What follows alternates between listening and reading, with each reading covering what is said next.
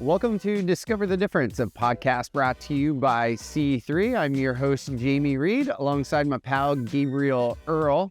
And today we had a guest host, his brother, Joe Earl, who brought in Denise Mueller. Denise set the land speed record at 183.9 miles per hour. Can you imagine what it's like to travel that fast on a bicycle? Well, imagine no further. She takes us on an incredible journey of her becoming a multi-time national champion to setting the world record, what it takes to get up to that speed, and maybe more scary is what it takes to come back out of that. Her story is absolutely inspirational. She has tons of energy. She's very vulnerable in explaining the different challenges in her life that she's had to overcome to get to those points, the value of mentorship and the role that it played in helping her set a Guinness Book World Record, and all while being a mom of 3 children and running a successful security company. Enjoy this episode.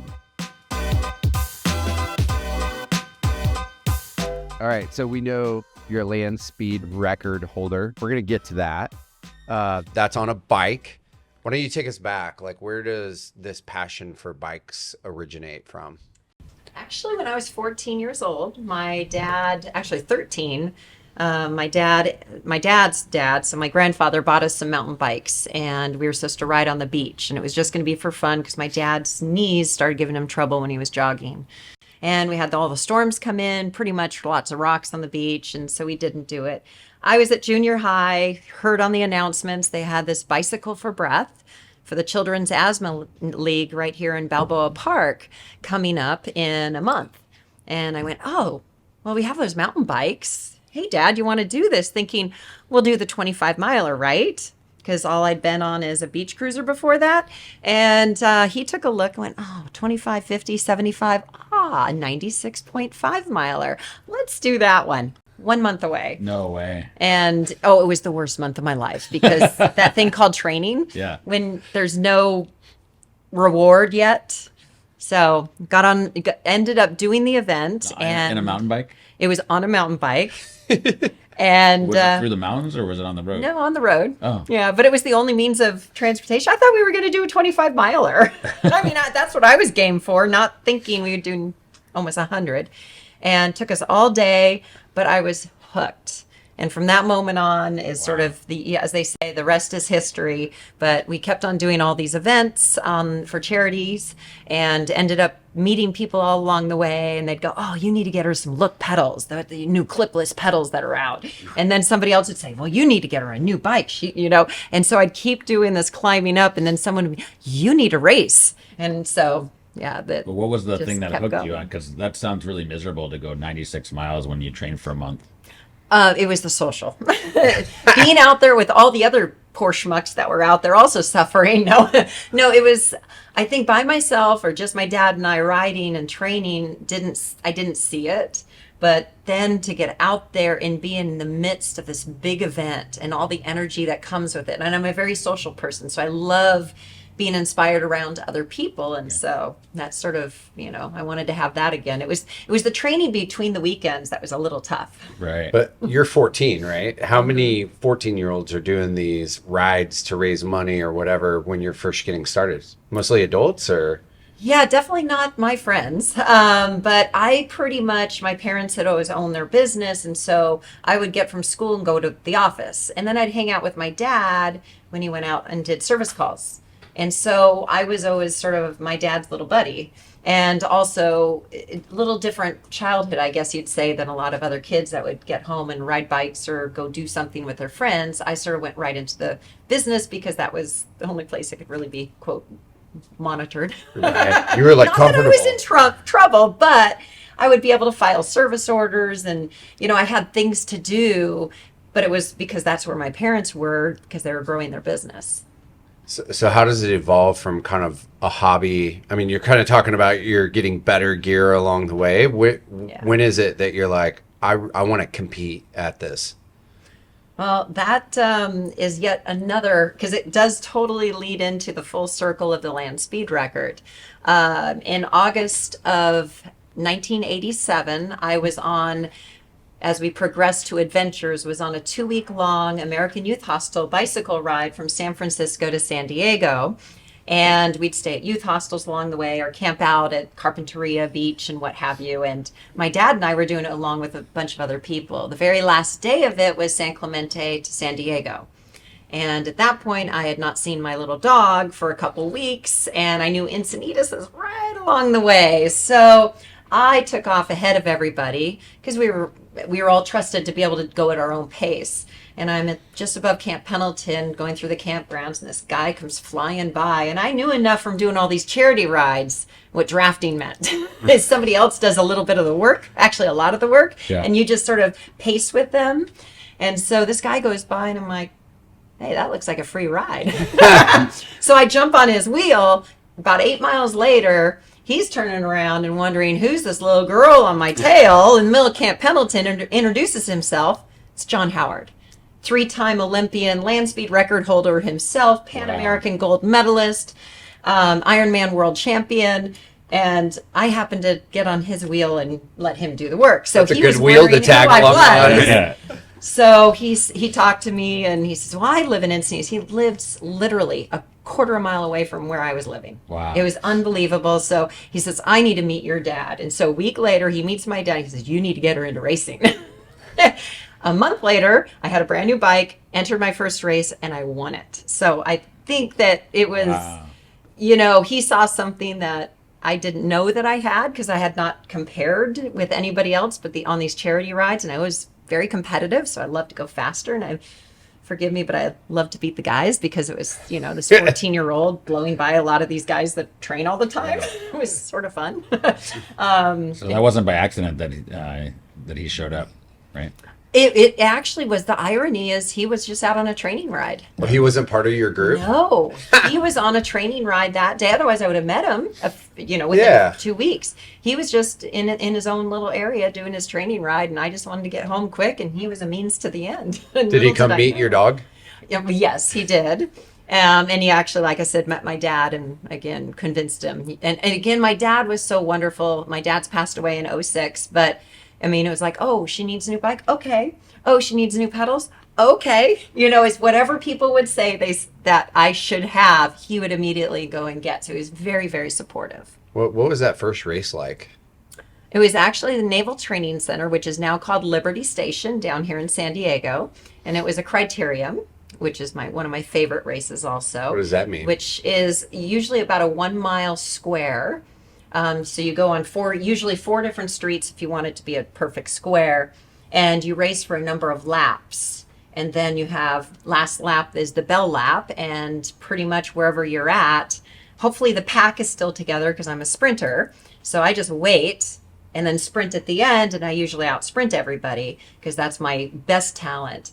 And it stayed in a pack in the very last lap down to the sprint, and I out sprinted everybody else. So I also took a risk because the junior men were overtaking our junior women's field, and they left just enough of a gap between the curb and the other rider, and I took it, and all the other girls sort of slammed on their brakes, so that sort of helped me.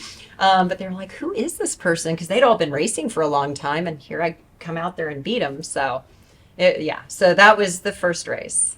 That's awesome. Like that definitely, you give a competitive 14-year-old a gold medal and say you won, there's no stopping. I knew that's what I wanted to do. And so from there, I just kept going and racing. And did you get it? I know you at 19, you stopped for a little while. What was the reason for that? Or, taking that break? Were you at burnout or? A lot of reasons, or excuse me, a lot of excuses, but really one reason. The excuses were, I was graduating high school, didn't know what I was going to want to do. The next thing was I'm going to end up being what they call a senior, which means I go from being in the junior classification to everybody from 19 through 35, which is a very large classification. So you have to work your way on back up. It's hard to be the best. It is. It's a lot of work. Yeah. And also my parents had just been going through their divorce. A partner was coming in and buying my mom's half of the business. So a lot of transitions were going on within life. So those were the excuses. But I would say the reason actually was performance anxiety. I had allowed because I was to a point where I was winning everything at my age group, I would show up to the race, and every time I was now the chosen one, and the pressure of what I had put onto myself of that my sponsor wants me to win. I'm supposed to win. I'm expected to win, which is what was playing in my head, not the pressure that I was getting from those around me. Right. My dad never pressured me. My coaches never pressured me. It literally came from within, because that's how I motivated myself until that motivation backfired on me. And I remember being at one of my last national championships, ironically in Mira Mesa, my own hometown. I mean, they're all over the US, but it happened to be here. And John Howard was at that race, and he even said, he watched me and he says, she's lost it. And that was the last And year how did he of my know? racing. How did he know that? Just Body language, or the way in which you just lose that zing. And I don't know how to describe it. I mean, obviously I was just not pursuing up at the front, but so performance of where I was, but also just, you can tell when somebody's just lost that joy of what they're doing. And so that was the end for me. So that was the last year. I thought, okay, I'm done with this. Hung the bike up, as they say, not thinking it would be 23 years of hanging the bike up before I got back on it. But I still kept it. yeah. So what do you? Oh, go ahead. No, I was gonna say, as we were, talking with, I was going to say the same thing. just earlier about this high performers with this person in charge of leadership, about how a lot of times high performers have this fear of, feel a fear of failure. And so one of the things that he said was, if you can concentrate on the journey, then rather than the outcome, then you can kind of move past that fear. Is that something that you did, or how did you go? Because it sounded like that winning was really, really important, as a teenager, and then going from that fear that you won't win because you're putting your own fear, your own pressure on yourself. Right. And that's creating anxiety. How did you overcome that? I can't say I overcame it. I was going to say, from her resume. The irony is, I would never change my getting out of bicycle racing when I got out of bicycle racing, because my path of career, family, relationship, and so many different paths would have been different if I had stayed. So I wouldn't change that. However, the one thing that I felt I regretted was leaving for the purpose of the anxiety and running away from it. Sort of feeling like I ran away with tail between my legs. That never left. And I never really had a chance to vindicate that, nor did I think I needed to. It just was one of those, for lack of better words, regrets that you were young and wow, I would have done things differently with my mind from 10 years later, right? And so the opportunity to, in a way, I wouldn't say right that wrong, because that's not really what it is. The opportunity to have a second chance was when I got asked to go back on my bicycle to do another charity ride. This is 23 with years John later. Howard, yes. So 2012, Wow. I am 20. Yeah, so my last full season of racing was 91. So basically 92, I did not ride or race at all. So 2012, so 20 years later, John Howard asked me to get on a bicycle again, because he wanted me to make sure I stay healthy and go from San Francisco to San Diego, how I met him originally. I mean, if you see the full circles circle of life everything, Yeah. for a Challenge Athlete Foundation ride, which was only 1 week instead of 2. And the irony is Fred was also one of those little, taps, because I was looking at different goals. I had gotten out of the gym and I was doing a marathon inspired by other people. That led to doing a half marathon in almost every state, which led to this, then getting back in touch with John Howard. Then when he asked about this ride and getting back on my bike, Fred had already mentioned something. John had mentioned something, and then someone else had. So it was one of those little taps on the shoulder. And you Keeps just gotta coming to listen. you. And I went, that would be a great time to get back on my bike. And that would be fun. I get to raise money for the Challenge Athlete Foundation. And it was when we were training for that that John Howard saw what he had seen when I was a 14-year-old. I still had a talent I did not know compared to anybody else. I'd been out of racing for 20 years at that point. Yeah. He also knew that I was a daredevil because I used to race downhill mountain bike when I was a junior, and he knew that I was racing junker cars and doing all this adrenaline stuff. And so he was the one who came up with, you realize no woman has ever done the land speed record. Well, that's like a no-brainer right there. I mean, my gosh, how many records are there out there that only men have tried? Not that many. Not that many. When- And no woman had ever tried this, and men have done it since 1899. So when he said that, was that like motivating? Oh, instant. Yeah. However, here comes now the full answer to your question about the race anxiety and the full circle on that end. Is I said, no brainer, I'll do it. I mean, it's just me against, and anything I do out there is going to be a world record for a woman because there is no bar, right? So in my head, I'm like, oh, 140 miles an hour would be really cool. Because I had no reference. I just knew John Howard had done 152.2, and the current men's record was 166.9. And I was like, ooh, that's really fast. I think 140 would be just a nice record to have. Plus, you don't want to embarrass John. Oh, no. But we did use that a little bit on marketing of, can she beat her coach's record, you know? So when I said, oh, I'm in, and he says, okay, well, this is what I also want you to do. Now, as a junior, I had won 13 national championships, had a second, a third, third, a fourth, and a 12th on world championships. So I had lots of accomplishments, but that was 20 years ago. And so when he asked me, he says, okay, I want you to get back into bicycle racing. And instantly that clench came back. Just like when I had gotten out of bike racing. I'm like, whoa. No. I don't want to go back there. And he says, and I want you to win a national championship. Boom. That is like, okay, now we've just like said it, not just get back into racing, get better, be the most elite within the U.S. in your category. So that I had to spend time accepting that I was going to have a second opportunity to right that regret. And get your vindication. And that's how I had to approach that. But what's interesting is, so I spent 2014, 2015, 2016, because it was preparation for the women's record, which I did in 2016. So I spent 3 years racing and went to the national championships twice, and I won both times. Wow. Nice. So he That's wanted amazing. me to re-legitimize who I was as a female racer in order for people to understand that, yes, I am qualified on an athletic standpoint for this like Evel Knievel-ish type record, which is sort of a 50-50 in your head. It's half athletics. The other half is really your crazy factor. I wanted to ask you about the mental game because I was listening to an interview where you're talking about even seeing a hypnotist and how you got over that because half of it is physical, right? But the other half is mental. Yeah. And I was hoping you could take us through that journey.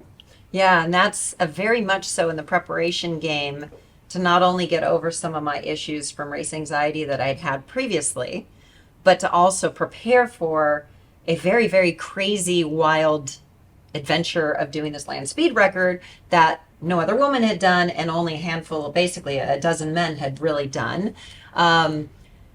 Took not only the physical feat, but 50% easy was the mental preparation. One, I had to get over the race anxiety element because I was racing and I wasn't doing very well at the beginning because I'm a people pleaser by nature. I'm a nice person, and and when you're in a pack of racers, it's who comes across the line first, and you have to be a little aggressive. Right. But I still want to be friends with these people, right? Probably a lot aggressive. It was without being unsafe. Right. And so I did go to a hypnotherapist, actually one of my tenants. I'm like, gosh, I have this issue. That's what I do. And I'm like, okay. So I did it. I'm not kidding you. I couldn't tell you everything she said because I never thought I'd go under hypnotherapy. I'm like, oh yeah, whatever. Right. Did that. I won the next 8 straight races. Wow. I got kicked out of my category because I was, I re-entered racing after 20 some odd years at a certain category. And I remember being at the start line, the official goes, "This is your last race." And I know what he meant, but it didn't come across that way. But he was pissed because I'd been winning all the races and all the other girls were complaining. But I didn't think I had enough points to upgrade, but apparently he upgraded me. Nice. But the mental preparation I did on several levels. So I did hypnotherapy.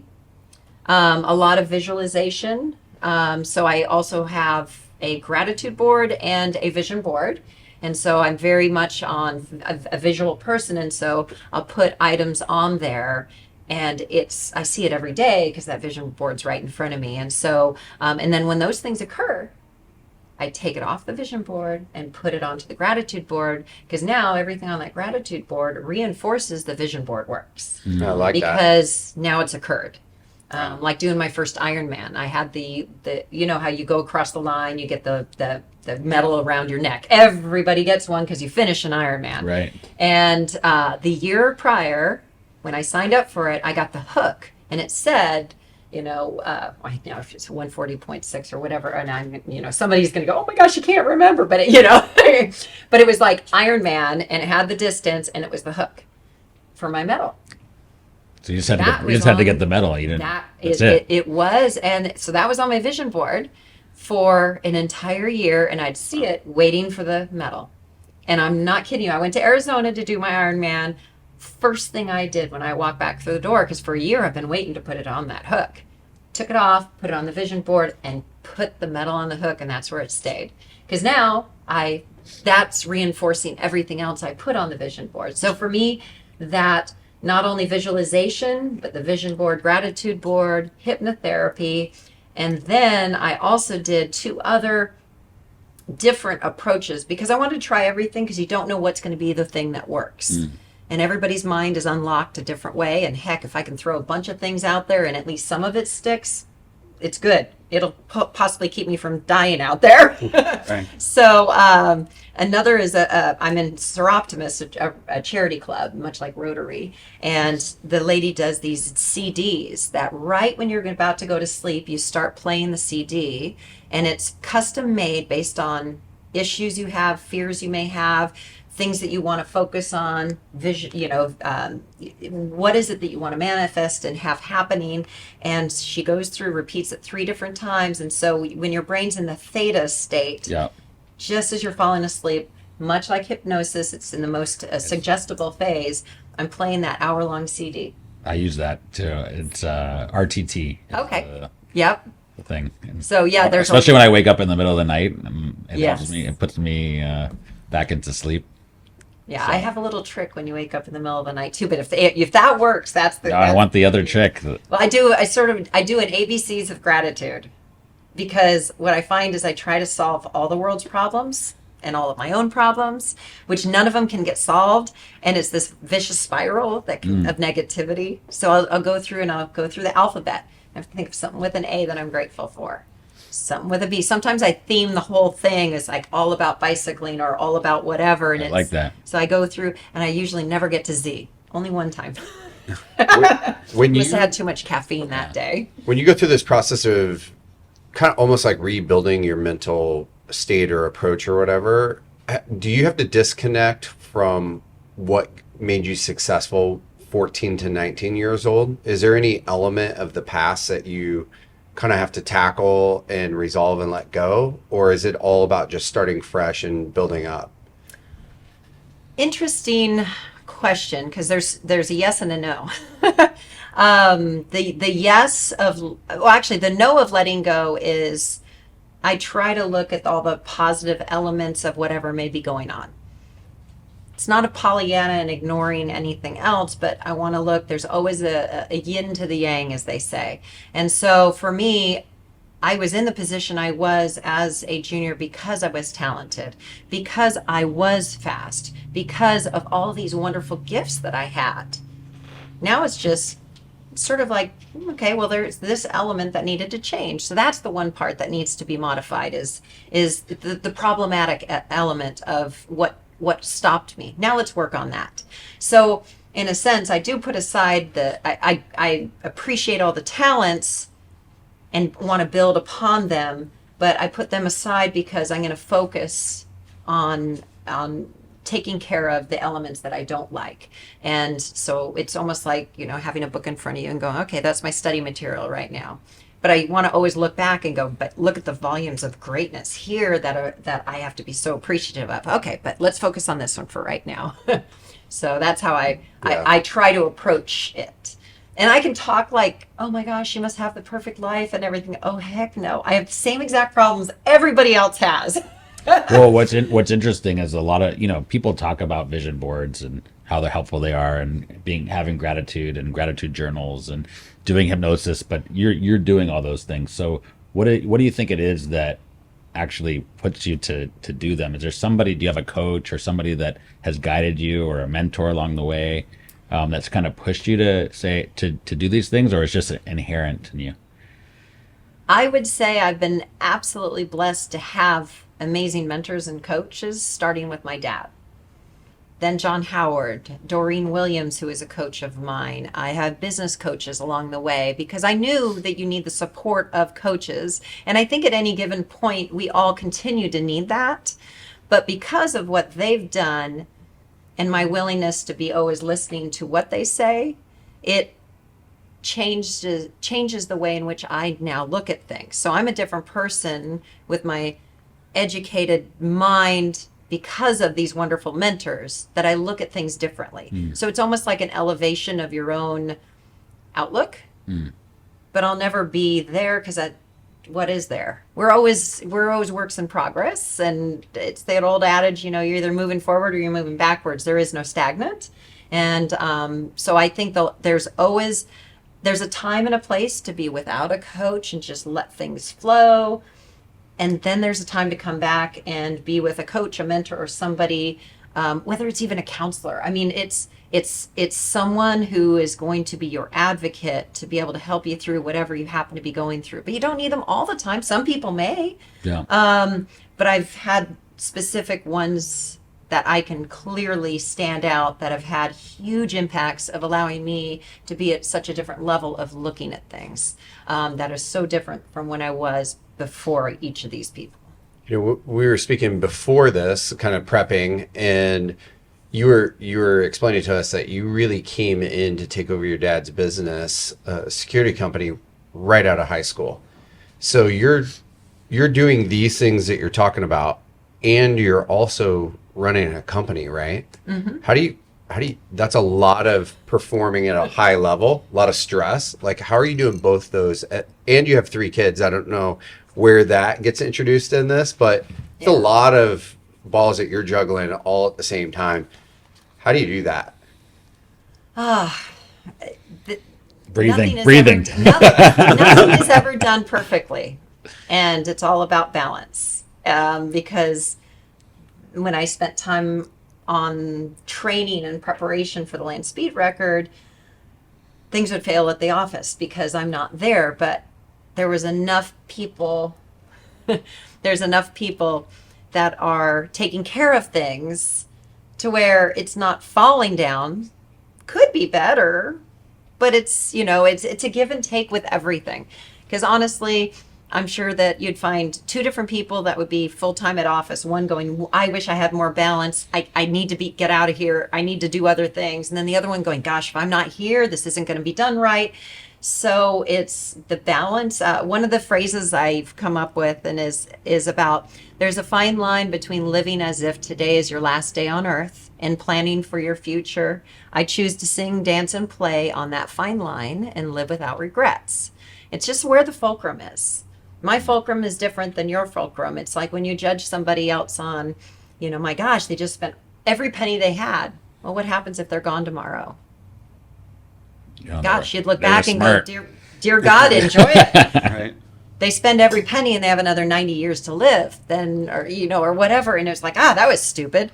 Well, it was the same event, but it's the unknown part of it. And so who am I to judge what somebody else is doing with or without their time? So I say that because balance is something I get asked a lot. And there's always things falling down because of what I'm doing on the one side. But I love to have lots going on, and that's just who I am. And I think that would answer it is throw more onto the plate.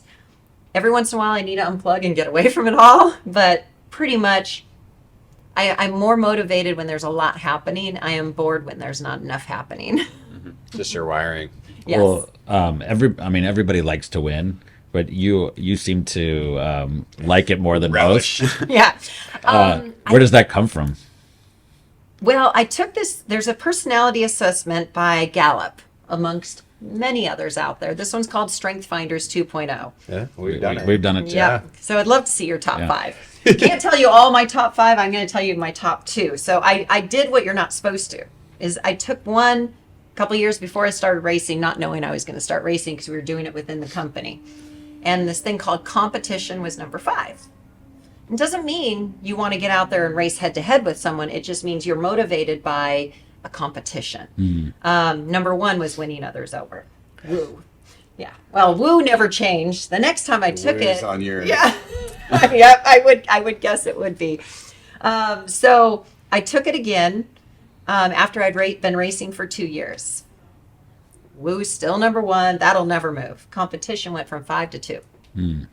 Reignited So it. I am driven by a challenge. And I think that's what the competition really means is I do love winning. That's always fun. But I love a challenge. And I think that's the drive when it comes to that. Well, I'll have to break out our, Strength Finders 2.0 books. Or the It's scary encyclopedia. how accurate those things are. Yeah. It's just answering a bunch of questions in a second, and bam, it's you on paper. The best one is when you have an employee that's a little grumpy and you end up getting one where they're like a relator and like, what? Relate to what? There's certain things they're just, it's what do they say, the teddy bear underneath it all type of thing. Yeah. It could be relating with animals too. True. Them and their dog. Yes, very much so. Naming any names.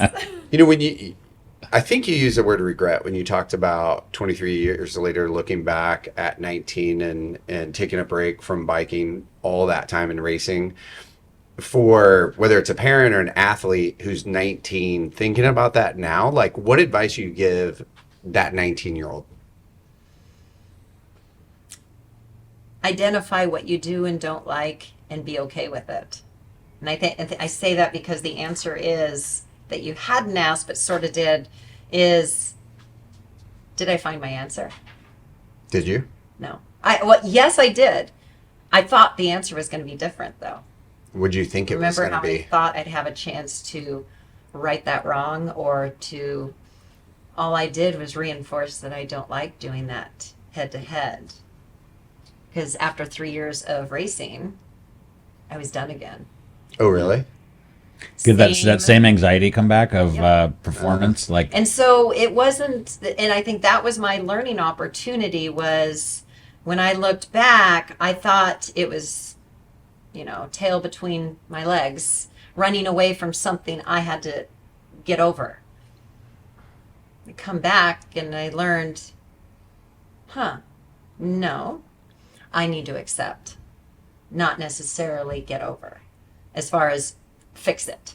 Right. And I think that was the big opportunity because I got out going, it didn't hit me the same way because I had learned about accepting it, but it still had that same feeling when I got to the races. I'm like, why am I doing this? Mm-hmm. I don't have to do this. Was it that fear of failure? Were you worried you were going to disappoint like your dad or some people that you love or your family or, what is that? Where's that coming from, that anxiety? I could probably drill down a little bit more. I don't have all the answers on it, but I will answer what the feeling is getting to the line because I was doing well again and having the target on my back. Mm. And then I was also working with a team and I was the dedicated sprinter. And so all of a sudden, the other people on my team are working for me. And they're doing everything selfless out there so that I can win the race at the end. So when somebody goes off the front, they go chase it down. I don't have to do that. They bring it back in, because then when it's time to get near the last couple laps, they get me lined up, and they're literally in a peel-off formation in front of me, wearing themselves completely out just so that they can, last person goes off and I just sprint to the end. And so now all of a sudden it was like, okay, now I'm there for them too. You might disappoint them. Yeah, they do all this work, all this sacrifice. And so some of that was still there. But again, I haven't, and I can't say that I've resolved 100%, and I'm sure I could dig further into this and have other people dissect it too, and I could get a better understanding of it. But it's still there. And it's like, but do I really need to fix it? So is that where you transition to setting your goals on the land speed record and accomplishing, competing, winning, but it's not head-to-head racing and other people that have to support you? It's my own against myself. Right. When it comes to the land speed record, especially for when in 2016. So I raced 2014, 2015, 2016. My last race in 2016 was in July, which I won, which was awesome. So I like, woohoo, went out on top. And then in September that year, I set the women's record. But when I went out and set the women's record, I knew I could go faster, and we had some weather issues, and with literally just because I listened to my gut, I knew I wanted to come back and go faster. And because I'm a competitive person, I went, and I'm going to beat the men's record. I actually opened my mouth and said it. That's awesome. Now it's real. On Facebook Live. Oh, yeah. So it wasn't like retractable. You're committed. And I had my race car driver and John Howard next to me, and neither of them had heard that we're doing this. But my race car driver, I love her. She's like, yeah, that's what we're doing. So needless to say, 2 years later, I thought we were just, I'll come back with the same vehicle again, and we just redo this next year, and we're going to go for it. And I thought, hey, I'll just, even if I don't beat the overall record, at least I'm coming back. I know I can go faster. Yeah, 2 years later, and lots of other challenges and derailments along the way. Different vehicle, and we did it, and we beat the men's record by 17 miles an hour. Wow. So, that's amazing. But hang on, we had the benefit of all seeing your video and you explaining what's going on and all the mechanics in this. Most people aren't going to understand it. Can you just walk everybody through what all goes into making that happen? And what was the record, by the way? 183.9 miles per hour. Wow. That's just bananas. That's fast. I've been on a motorcycle that had a massive fairing and did 160, and it was the most scared I've ever been in my life. I mean, it's scary. And that bike probably weighs 50 times more than what you're on top of, or 100 or whatever. Yeah. That's absolutely bananas. Yeah. And crazy is the number one word that is, not crazy like straight track crazy, but a little other crazy, like Evel Knievel-ish crazy. But yeah, so the mechanics sort of it is, so this record is what they call a paced bicycle land speed record. You're paced by a vehicle in front of you with a customized, speaking of fairing, there's a fairing at the end of the vehicle to create a better pocket of air. So much like you're going down the freeway and there's a semi in front of you, you sort of tuck in behind it, you're going to save some gas, much like what I was talking about on a bicycle. John Howard passed me when I was 14. Got on his wheel. Right. He's doing 20 to 30% more than I am doing just on a bicycle by having somebody in front of me, because he's pushing the wind and I have that little vortex occurring where I'm not pushing the wind and I get a little bit of assist. So, and the faster you go, the bigger the assist. How much room did you have in that little box? Not much. Like 5 feet or? It was the width. I didn't have it was, I believe, 6 feet left to left, or left to right. And I had a bump bar inside of the box, so I would go in probably about 3 feet. Gotcha. When my bump bar would hit the bump bar inside of it. Wow. And so, so not a lot. And the faster you go, the better the wind would whip around the back. Because a lot of people go, oh, don't you need to be aerodynamic? I'm like, no, I need to be the opposite of aerodynamic. I need to be a sail because the wind's being pushed by the vehicle. And then it whips around the vehicle, goes past this pocket, this bubble of air, and then comes back in and pushes me from the back. And so I'm actually on straight handlebars on this customized 7-foot long bike with 17-inch wheels. So it's customized for stability and steering stabilizer and things of that nature. But the bigger I am, in a sense, the better I am a sail for catching that draft that's coming from behind me and shoving me forward. A layman would not guess that. Yeah, you would think it would just blow you off or something. Yeah, no, that's during the slowdown process. But anyways, we'll get into that one. But the event is a 5-mile course. We actually go out during an event called World of Speed. It's an event that happens every year, weather permitting, out at Bonneville, Salt Flats, and it's for cars and motorcycles. But they also have a great personality. So they will do odd fun races like barstool races. So people would put motors on barstools and race them. So we knew that these were our people. That sounds more our speed. That's for us. That's with the beer in your hand. Yeah, probably. But safety is number one for them. So that's the thing is they're very, very good about their safety standards. But yes, barstool racing or whatever, it's the fun. So they have the right attitude of acceptance. Because there is another event called Speed Week out there, and it's very purist. And there is no way, they didn't even allow our vehicle to run in their event, just our vehicle, because it didn't hit the standards that they wanted.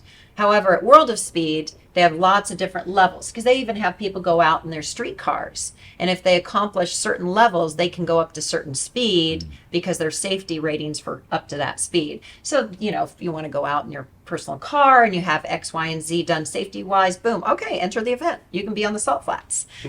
So it's a lot more of accepting. So when we came to them and said, hey, bicycle record, they're like, hey, yeah, we helped John last time many, many years ago. Sure, you can enter. So here we are waiting in line with all these cars and motorcycles going for their own 100-mile-an-hour record. One of them was going through over 800. It was unbelievable. It's a turbinator record with literally jet turbines on this one vehicle. There's 300-mile-an-hour clubs and all the 200-mile-an-hour clubs out there. And then all of a sudden people are looking and they're going, why is there bicyclists standing behind this vehicle that looks like it belongs here, which is this long dragster with this weird fairing on the back. And so we attracted a lot of attention. We were the very odd entry. But so the course is 5 miles long, and then it has 3 miles of a cool down or slow down after that. So they drag it, and it's perfectly flat. They have to have surveyors. They have to have those special timers, which is what Guinness World Book Records requires. Right. It can't just be, grandma on the side of the road going, I think I clocked it, and you think you got this. Or your bicycle computer, which resets after 150 miles an hour, just saying. Sort of found that weird little flaw in their software. But that's GPS speed. But so we ended up, it's a single gear bicycle. And it's double reduction because if I had to have one chainring and one cog in order to go 170 or 80 miles an hour, the chainring would be 300 teeth. Wow. Which meant it would be eaten into the ground. Or I'd have to move my bottom bracket so high, now bike's unstable because that whole gear has to go way high up. So we did double reduction, which is for the more the mechanical geeks. It's the 60-tooth chainring down to a 12-tooth cog, to another 60-tooth chainring, to another 12-tooth cog, which is the equivalent of a 300-tooth chainring and an 11 cog, essentially. So with that, I can't go 0 miles an hour with that and 180. It's impossible. It's like taking your car and trying to drive out of the parking lot in overdrive. It's going to lug. It's not going to be able to move because your engine can't turn that. So same with me. I have to get towed up to at least 130, which we do in the first mile. I get pulled from 0 to 130, literally pulled with a cable. Wow. And then I release because at the 130, I'm finally able to put input into the gear at like 67 RPM, not very fast. And I feel that pocket of air helping me because, again, my race car driver, Shay Holbrook, can't be accelerating too quickly to where I can't keep up with her. So I get to where I'm sort of in that float and I hit the release. And now I continue from mile marker 1 all the way to mile marker 5 because the actual average speed that my record is between mile marker 4 and 5. So we continue to increase in speed, and that last mile I did in 19 seconds. I mean, if you think about Wow. 1 mile in 19 seconds, and that was just the last mile. The mile before was probably just a little bit slower than that. But I did hit 188 miles an hour in that last mile, but my average was 183.9. Dang. That's crazy. Is she watching you on a camera? Yes, and that's the only form of communication we have is her watching me. No verbal communication at all. We tried radios, but you can't keep a radio line open and toggled for the 3 minutes. You'd burn out the componentry. So, and then I can't deal with a push to talk because that activates this fine motor skill that I get so in the zone. I can't be thinking, oh, let me think about push to talk. Well, there went an entire football field of distance, literally. Wow. Because people would ask, Dad, did you know how fast you went? I'm like, my world came down to probably a 6-inch circle in front of me, focusing on the center point of the bump bar. And what are you thinking about in that Yeah. as you're doing it? A lot of people think, oh, were you thinking about X, Y, or Z? Nothing. And that's the beauty, is I totally have ADHD, which can be a curse and it can be the greatest gift. Greatest gift is chasing that nirvana, as I say, because that is one moment that I can say the world completely quieted and shut down. And all I was doing is doing survival because I had to, but it was just focus on that center point, center, go back to center, and that was it. Is it like hard to hold on? No, because at that point, I'm not consciously holding on. I'm unconsciously, because of all my bicycle handling skill and training, just doing what I know I need to do. And it's not a thought process. It's a just occurring. The thoughts are very, I guess the one, and I've used this example a lot before, is people will ask, gosh, when it's so fast, I mean, how does it look like? Well, one, there's no reference points out there because it's just all white. And not only that, is my tunnel vision is only allowing me to see that 6-inch circle in front of me, only what I have to. But when people have talked about getting into car accidents, let's say, because we've all sort of heard somebody who said, oh my gosh, I got into the car accident and then all of a sudden everything started occurring in slow motion. It didn't go slower. It's the way in which your mind processed it. Right. And that exact same thing, because I would tell people the faster I went, the slower everything seemed to be going. Wow. And it was just like what people describe. And that's why I use that as an example, because a lot of people have heard that analogy about the car accidents. And so I'm like, it flowed. It was being in the zone.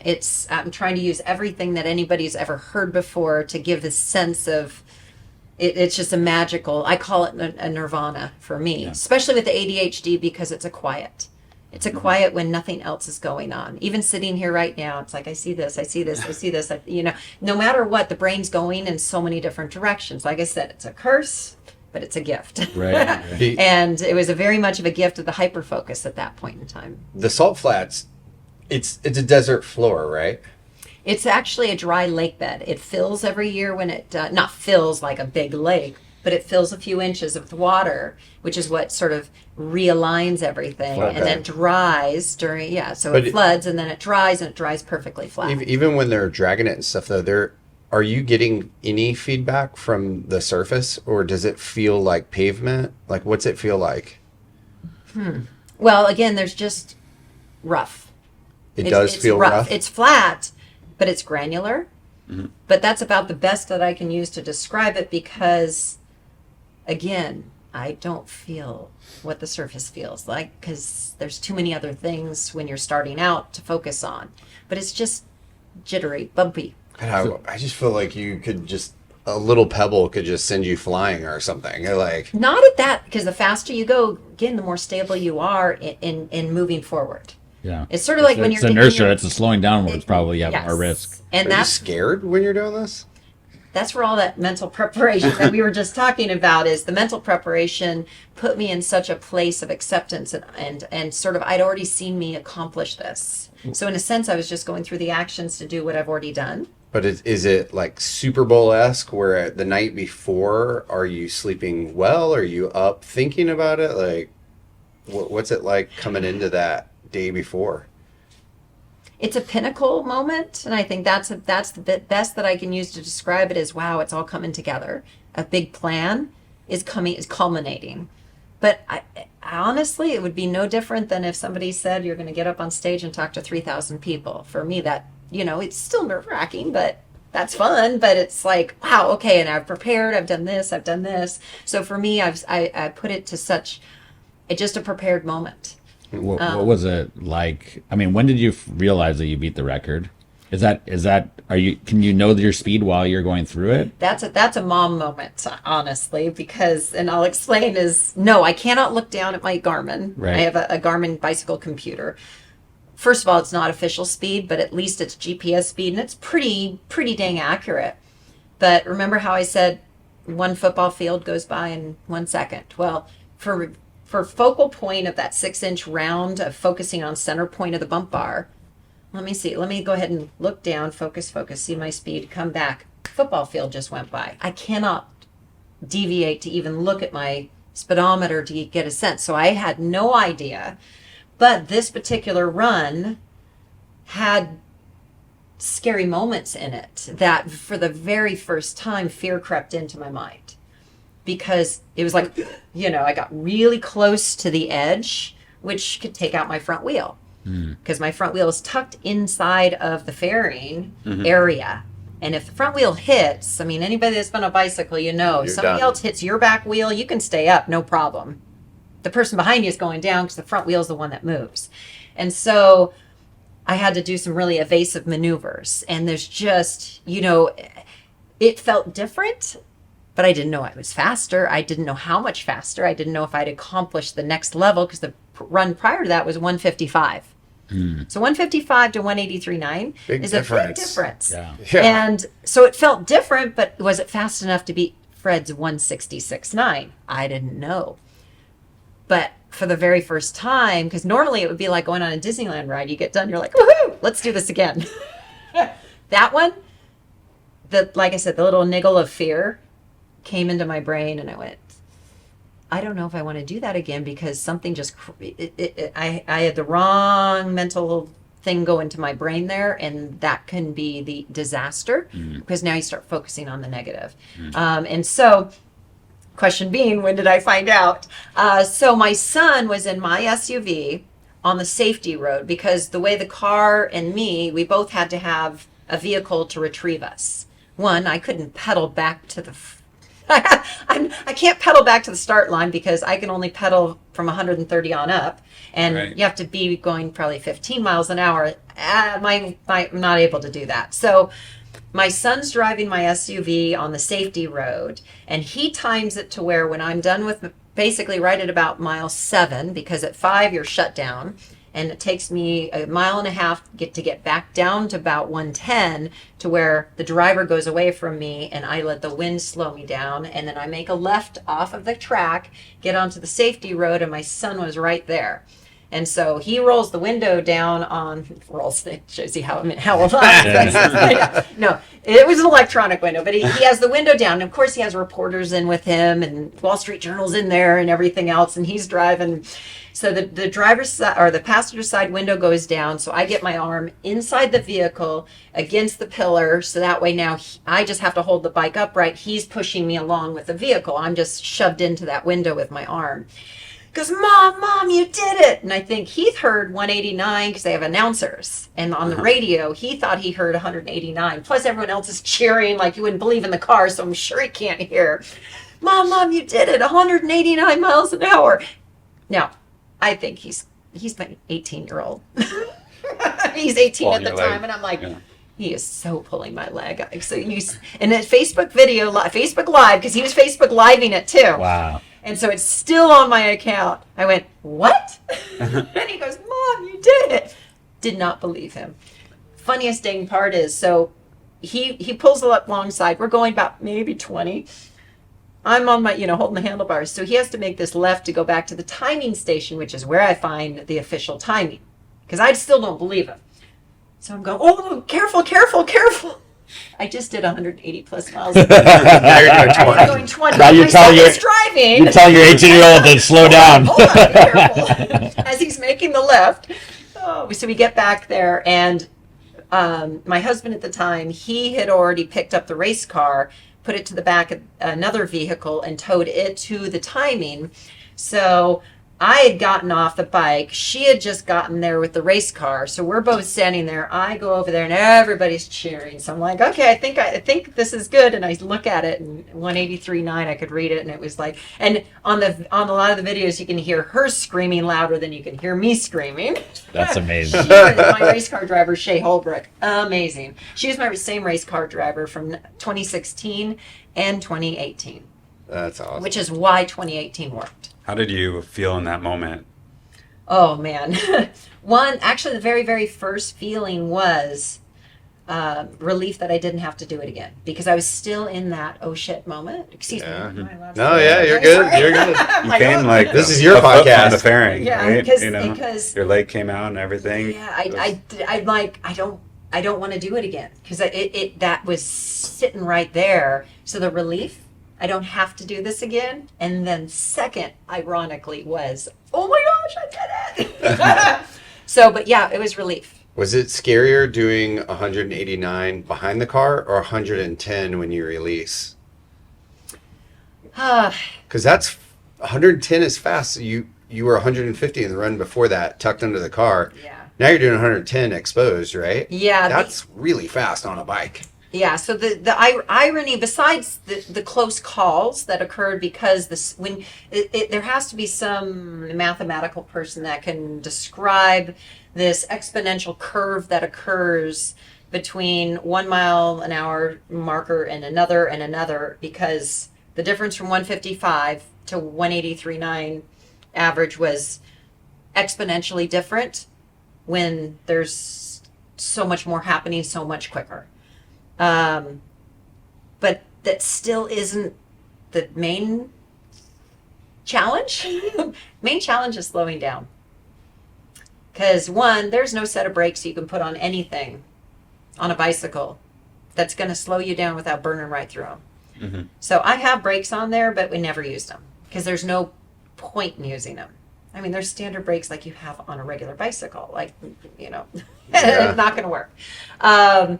So how I have to slow down is, remember, I have a bump bar that's going straight up and down on my bike. She has a bump bar in the fairing that's going perpendicular. Well, that's my bump bar, so if I go a little faster than the car as I bump into her, which she feels every time I hit, which I hit a few times within the course of the thing, but it's a 1 mile an hour hit. Doesn't matter that you're still going 180, 179 and 180. Still a 1 mile an hour hit, and people don't, it's not that much, right. But she feels every time I've hit the bump bar when we're in the midst of our doing the record. It's the fact when we finish at mile marker 5, I can't exit the draft at 180. That would probably kill me, because remember, the draft has wrapped around the vehicle and is reversed and shoving me forward. I have to get out of being shoved forward, and the draft is going to completely reverse, because now all of a sudden it's in front of me, coming at me. I have to be birthed through that transition. And I have to be at a speed that I can survive the full reversal, which is really 220 mile an hour change. Because I go from 110 on my back to 110 in my face. Wow. And so 110 is that magic, easy number of her let me out the back, because she puts the accelerator down so fast I can't stay in it. She forces me out of it. Oh, wow. But she has to get me down from our exit speed was 185. She has to take me from 185 down to 110 so she can get away from me. So she does it by just pulling off the accelerator. I hit her. And now I am attached by literally these two moving sticks with a size of about a nickel touching. Jeez. And she's going to slow me down 75 miles an hour. That's crazy. That's crazy. And that was actually the scariest moment, because I remember at that point I had the ability at 130 to be looking down at my Garmin, even though I'm shoved up against her. But my arms hurt the next day, because the only thing I could think about is my handlebars are going to do one of these, and boom, down I go. So at 130, because I knew at one of my other runs that I did with her, I exited at 130. and went from the 130 push to the 130 in my face, and it was like sketchy, but I could survive it. 110 is super easy, comparatively, I guess. So when she hit 130, I was able to look down like, please leave. I'm trying to telepathically go, get out of here. And I had to wait another slow 20-mile-an-hour reduction for her to finally put the accelerator down and get me out of there. But it was the slow down process. And I think it's a lack of control. There's the lack of control, but there's the fact that I'm being slowed down by a nickel's touch of two moving objects. Jeez. With a moving front wheel. Yeah, that's crazy. And the slower you get, That's amazing. the less control you have on that front wheel.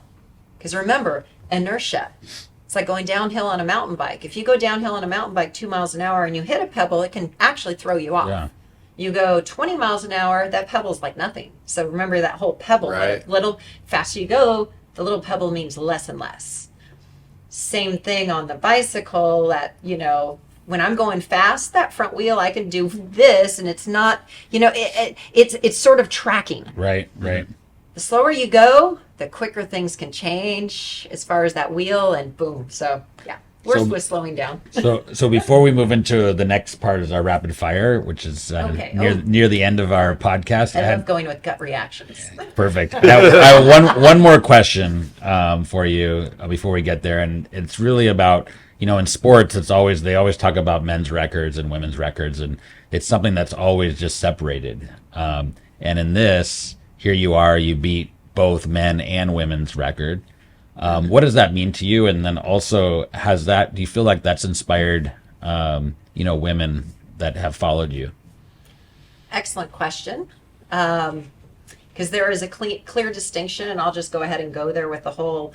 There's a lot of on the transgender and a lot of the question about the separation of men's and women's sports and things of that nature. And I'm not going to go too deep into any of that, but the reality is there are certain sports which gender has no bearing on the outcome, and then there's absolutely certain sports which gender has everything to do with outcome.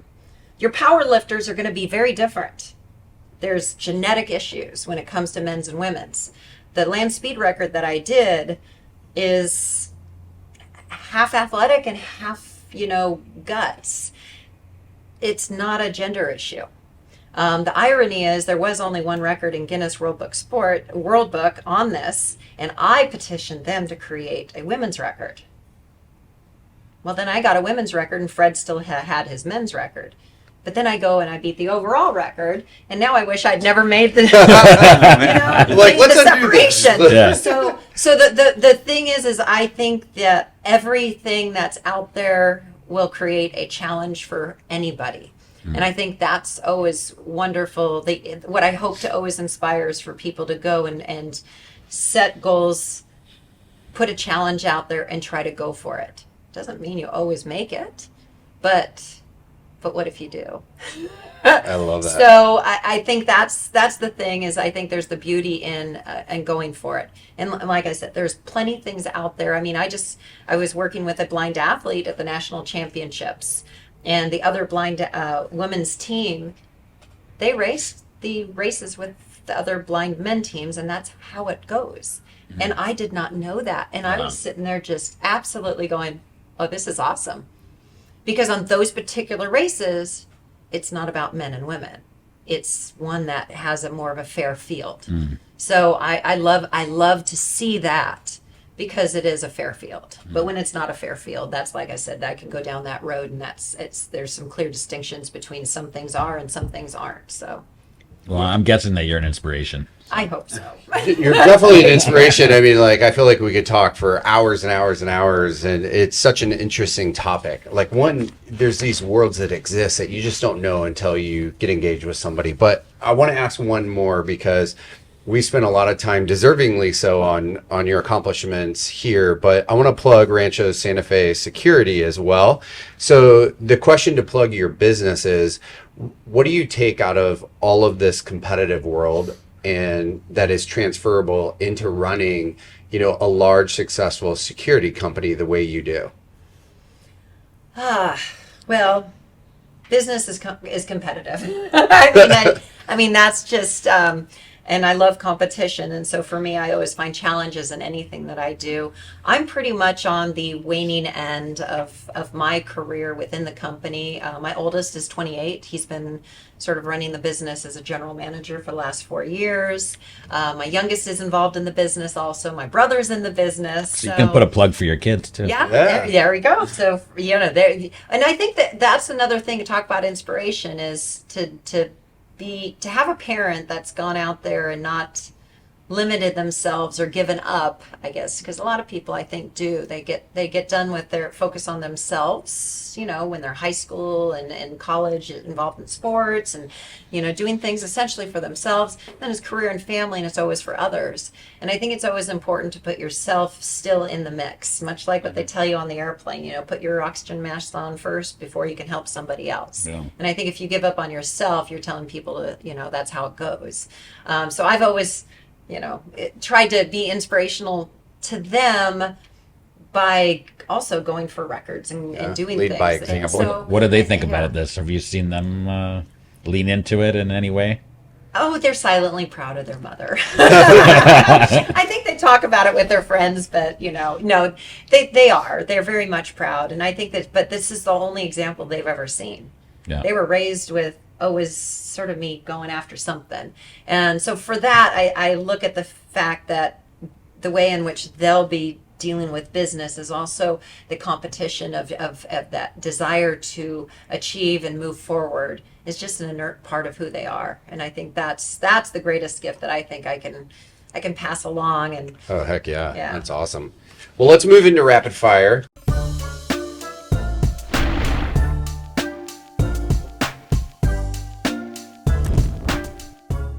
What is your go-to on-the-go snack? protein bar, Which protein bar? PowerCrunch. All right.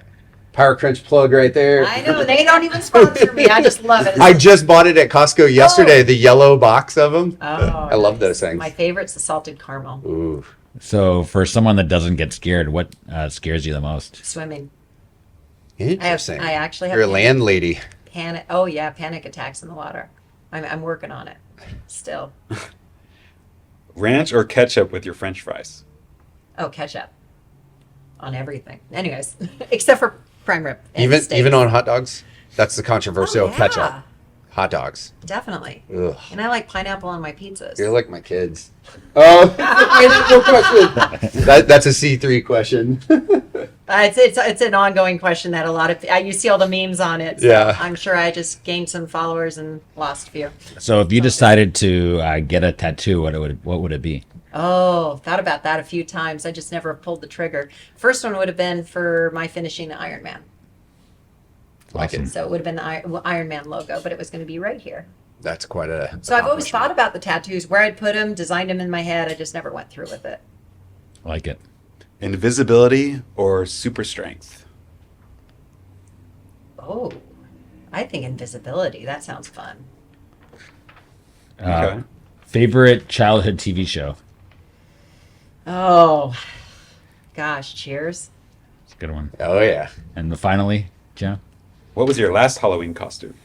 Well, I did go to a Halloween party last night, but I didn't dress up. But the last Halloween costume was, I think it was Queen of Hearts. Nice. That was with my Rotary Club last Off year. with their heads. Yeah. It was a fun costume. So the next question is about really about reflecting back to your younger self. What kind of advice would you give now with all your experience and everything you know now? What would you say to your younger self? Take the head off of your 40-year-old self and put it on the 20-year-old self. No, gosh, I think I sort of answered that a little earlier with be okay with who you are. Like that. And I think it's developing the introspective ability to understand that, because I think I really was lacking that for myself. So then the final question before we get to people who want to engage you, how do they find you? Is the show's called Discover the Difference. What's your secret sauce that gives you this motivation and drive and creates the success that you experience? Positivity, And I think that, Strength Finder's competitive. Just it's in my DNA. Not necessarily for a winning, it's for making things a competition, for setting goals. Sounds like your dad was really instrumental in supporting you and what you wanted to do. Very much so. He got a Guinness World Record too, right? My dad? Yeah. He didn't end up with a Guinness World Book Record because we wanted to get the oldest person to circumnavigate the United States on a bicycle. Because at 70 years old, he rode his bicycle 12,100 miles around the outer perimeter of the United States, all self-contained. Wow. So talk about inspiration. Sure. That's sort of I'll go off on a little small tangent because people ask where I get the crazy factor. And so my dad rode his bicycle around the outer perimeter of the United States, 12,100 miles, 9.5 months, self-contained at 70, or turned 70 in Galveston. Wow. And my mom raced powder puff demolition derby cars before I was born. So it was in the 60s. And for her 80th birthday, jumped out of an airplane for the first time. That's awesome. So that gives you a little bit of an understanding on sort of the genetic There's some crazy DNA factor. makeup in there. It makes my ass hurt just thinking about 12,000 miles on a bike. I'm like, man, you really got to build up to that. Months. It's all good. So people who want to either engage because they're interested to learn about what you've done in your world record pursuits or Rancho SanteFe Security, where should they go find you? Well, I'm just finishing up my build of inspired183.com website because I do plan on doing public speaking following my, slow exit from the business. So my sons will be third generation taking over the business. And so the business is Rancho SanteFe Security Systems. So rsfsecurity.com is the website for the business.